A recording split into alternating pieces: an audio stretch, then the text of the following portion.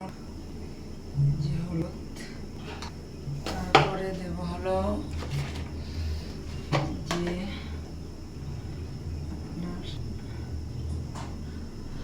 দিচ্ছি ধইনা গুঁড়া। আরও তো অনেক কিছু দিতে হবে। মরিচের গুঁড়া কোনটা রাখছে?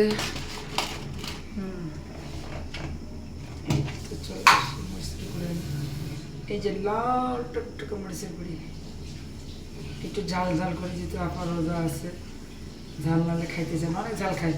আমি এবার এত ঝাল খাইতে পারি না, ঝাল খাওয়ার আগে কাইন্দা দিই। এই যে দেখছেন দারচিনি, যে দারচিনি আমি রাতে করে একটু করে করে খাই, কিন্তু অনেক ভালো লাগে। দারচিনি খেলে কিন্তু ফ্যাট কমে যায় না, দারচিনি খুব ভালো জিনিস। তারপরে তেজপাতা দেবো 2টা।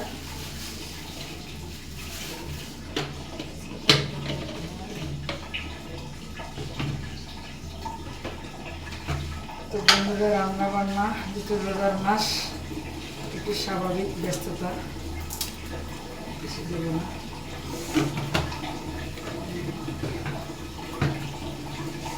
এই যে দেখছেন রাঁধুনি মশলা দেবো, রাঁধুনি, গরুর রাঁধুনি মশলা, সেই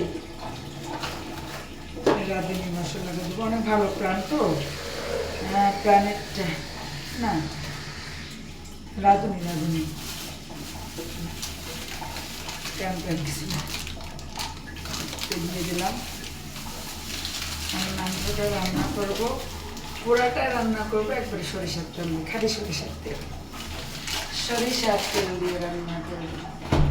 বিশেষ করে মাংসটা আমি বেশি চেষ্টা করি সরিষার তেল দিয়ে রান্না করবো। আপা, ওরে বাবা, এত টাইট করেছে কে? তেল খুল, এই তার খুল, চালু করেছে, এত টাইট করে দিচ্ছি কেনা? আমি তো বেরিয়ে কিছু না, দুনিয়াটা ফিট। ওই আপা লাগাইছে নাকি? এত টাইট করে লাগায়? খুলতেই পারি, খুলতে গেলে কষ্ট হয়। খুলছে? বিসমিল্লাহির রহমানির রহিম। সরিষার তেলের তরকারি কিন্তু সেই স্বাদ,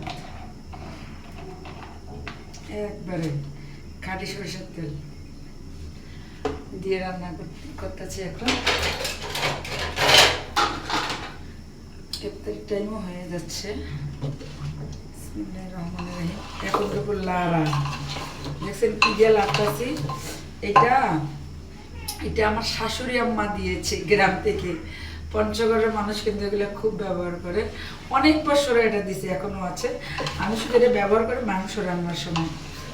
আর এই যে লাভটা আছে দেখেন, আর এটা দিয়ে চুলার উপরে যখন মাংসটা কষাবো, ও মাই গড পড়ে গেছে, এটা যখন চুলার উপরে দিয়ে আমি লাড়বো না গরমে, একটু হাতে স্যাক লাগবে না, সেই জন্য এটাই বেটার।